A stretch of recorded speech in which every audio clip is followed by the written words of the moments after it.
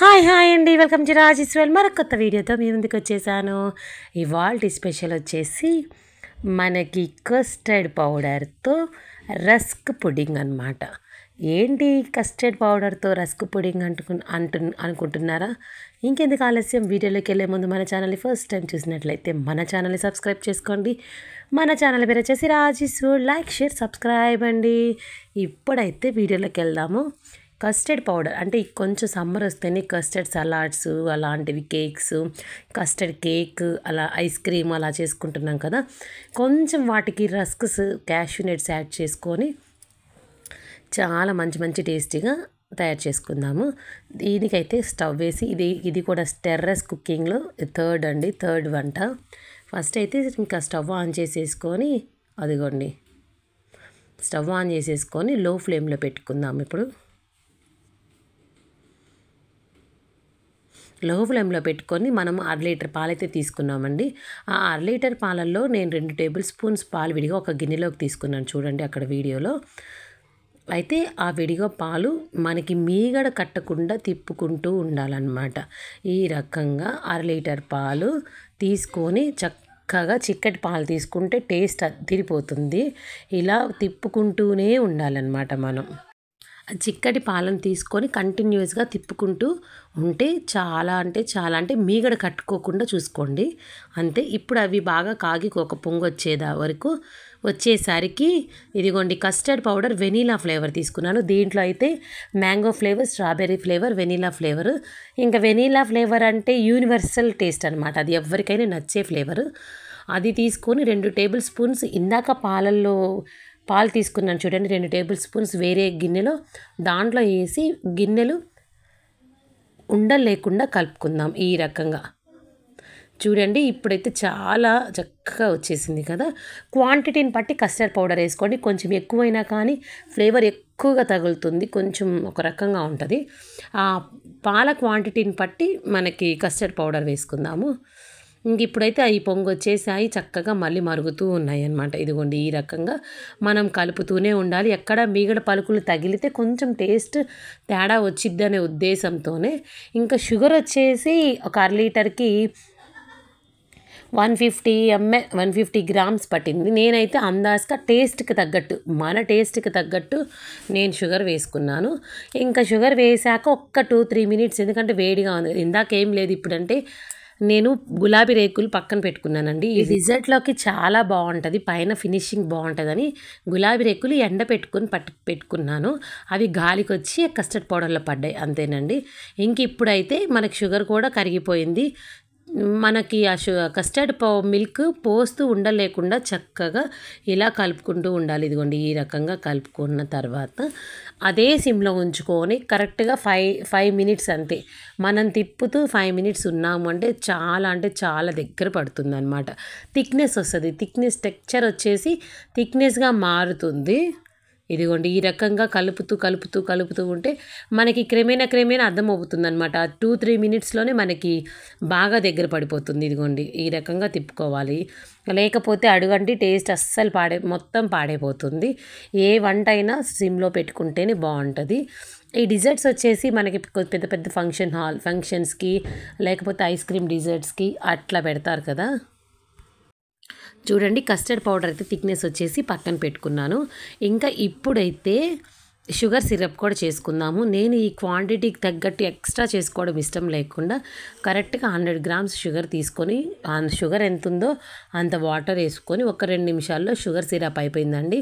ఈ sugar syrup ఎలా ఉండాలంటే మనకి గులాబ్ జామ్కి సిరప్ చేసుకుంటాం చూడండి, పాకము అలా వస్తే సరిపోతుంది. మనకి చేయి పెట్టి అలా లైట్ జిగురు పాకము అలా వస్తే సూపర్గా ఉంటుంది. మరీ ఎక్స్ట్రా పాకం అవసరం లేదండి. మనకి గులాబ్ జామ్ పాకంకి ఎలా అయితే తీసుకుంటామో అలా తీసుకుంటే సరిపోతుంది, అంతకంటే ఇంకేం అవసరం లేదు. చూడండి అలా. ఇంక ఇప్పుడైతే ఆ షుగర్ సిరప్ని, కస్టర్డ్ని మొత్తం పక్కన పెట్టుకొని ఒక బాక్స్ అయితే తీసుకున్నానండి, ఎయిర్ టైట్ కంటైనర్ని. ఇంకా రస్కులు తీసేసుకొని ఈ విధంగా పెట్టుకున్నాను. ఫస్ట్ రస్కులు అయితే ఈ విధంగా పెట్టేసుకొని మనకి ఎన్ని కావాలైతే అన్ని పెట్టుకుందాము. కస్టర్డ్‌ని మనం సర్వ్ చేసుకొని ఎన్ని రకాలైన పెట్టుకోవచ్చు. తర్వాత ఒక లేయర్ వచ్చేసి షుగర్ సిరప్ అండి లైట్‌గా వేసేసుకుందాము. ఇదిగో ఈ రకంగా వేసుకున్న తర్వాత నెక్స్ట్ లేయర్ వచ్చేసి కస్టర్డ్ అనమాట. ఈ కస్టర్డ్‌ని కూడా పైన ఒక లేయర్‌గా ఏర్పరచుకుంటే చాలా టేస్టీగా ఉంటది. ఈ కస్టర్డ్ ఒక లేయర్‌గా వేసేసుకొని ఇదిగోండి ఈ రకంగా స్పూన్‌తో అయినా ఏసుకోవచ్చు. నేను డైరెక్ట్‌గానే పోసేసుకుంటున్నానండి. ఇదిగోండి ఈ రకంగా. ఒక లేయర్ వేసుకున్న తర్వాత మనం ముందుగా చాప్ చేసుకున్న జీడిపప్పు, బాదం పప్పు స్లైసెస్ వేసేసుకుందాం పైన. మళ్ళీ ఒక లేయర్ అవి వేసుకుందాము.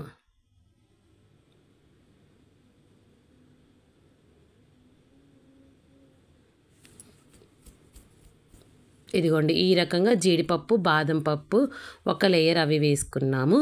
మళ్ళీ ఇంకొక లేయర్ యాజ్ యూజువల్‌గా మళ్ళీ రస్క్స్ పెట్టుకుందాము. ఇవేందంటే లేయర్ మీద మళ్ళీ వేసుకుంటూ ఉంటే అక్కడక్కడ టేస్ట్‌నెస్ అస్సలు చెప్పలేనండి. చాలా అంటే పర్ఫెక్ట్‌గా వచ్చిందనమాట. అంత పర్ఫెక్ట్‌గా వచ్చింది. ఇదిగోండి మళ్ళీ అట్లనే రస్క్ లేయర్ పెట్టేసుకొని మళ్ళీ షుగర్ సిరప్ పోసుకుందాం.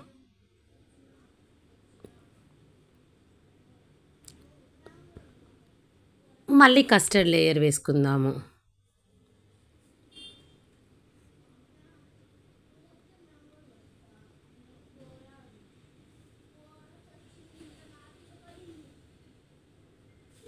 ఇలా మళ్ళీ ఇంకొక కస్టర్డ్ లేయర్ నీట్‌గా వేసుకున్న తర్వాత మళ్ళీ జీడిపప్పు, బాదం పప్పు ఒక లేయర్ పైన వేసేసుకుందాము.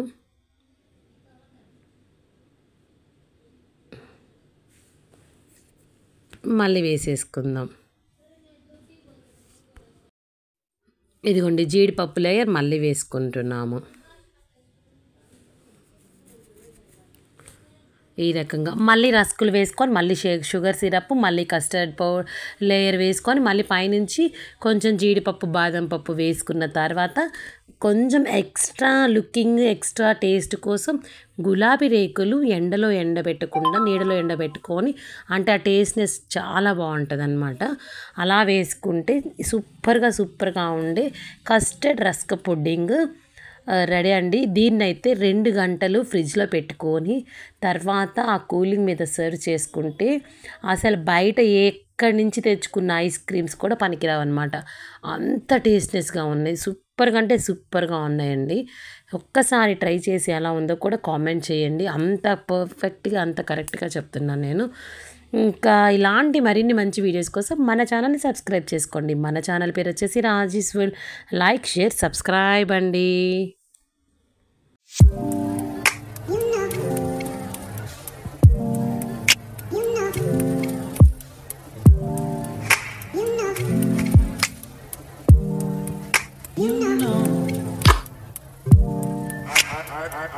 I begin